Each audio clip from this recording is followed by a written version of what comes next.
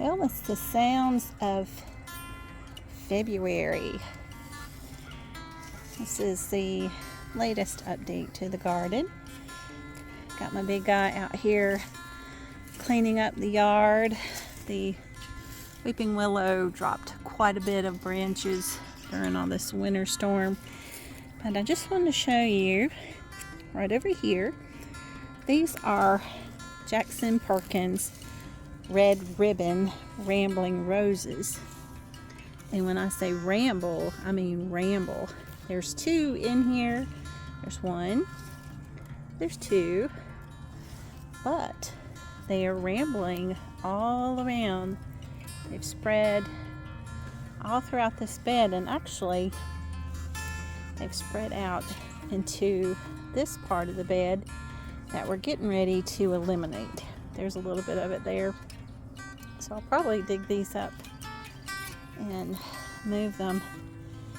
Not sure if it's one growing up in there or just a weed. I don't know. Anyway, we got some mulch down. I think I did some weeding for me, which is a big help. But this is a little bit of what we've gotten done today. A little bit more work done. This bed, as you can see, still has cardboard. Getting ready to pull all that up. I am going to landscape this entire bed except right around the fencing area because I've got so many bulbs. But like I said, this is where we buried our bloodhound Tank. He is in the garden, and I have several David Austin roses coming. I have the Abtide and Hot Cocoa. Abtide is a very purple rose. It is going to go in this area. And then the Hot Cocoa is like a blood orange purple color. It's kind of hard to describe, but it's really pretty. But you can see the garden has suffered tremendously from me not being able to do a whole lot, but we have lots of lilies coming up that I got from Gilbert and Sons. We got dogwoods that are sprouting on their own, several in here that we need to probably thin out. We got some red dogwoods, and this is our red crepe myrtle. You can see where I did all the pruning on the roses. This is my iceberg rose. It is very, very white. It's a climbing rose. Now let's step through here. Here is the stepping stones that we're going to expand out into this area.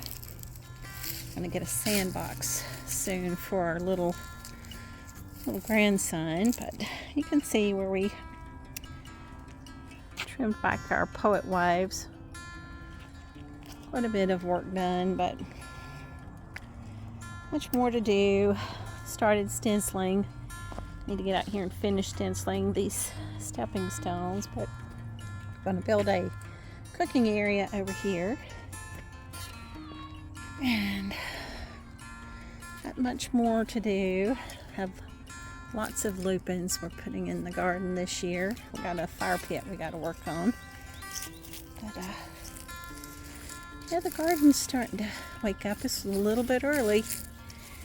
As always, things start to sprout, and then we get a really good jolt of winter. But yeah, we've got that little feeling of spring coming on. Everybody will be going to Lowe's and buying flowers too soon. This is a early amethyst beautyberry that we have many sprouting up in the yard. And, I think this may be, it's more likely an allium.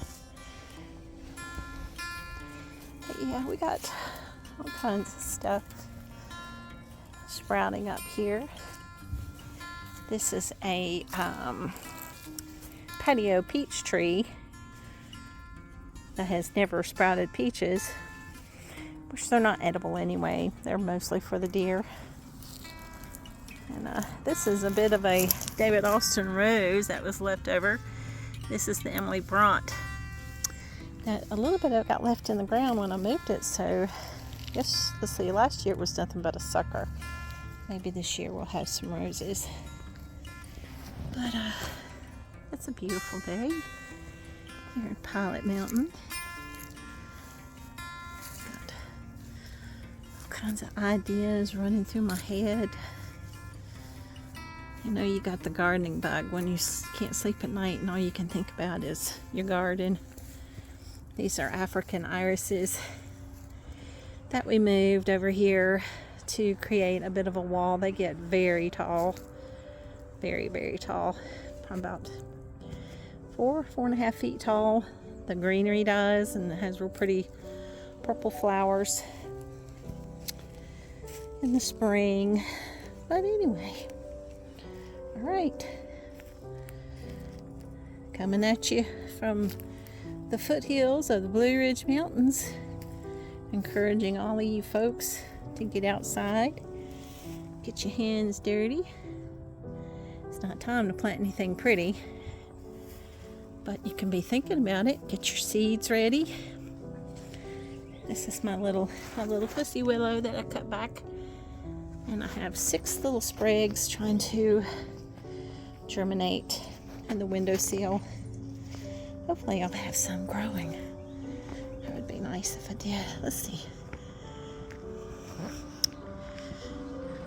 Hoping to get a new arch this year.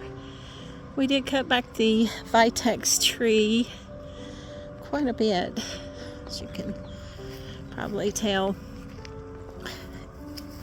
It looks a lot like a smoke bush, but it's not. It's a Vitex.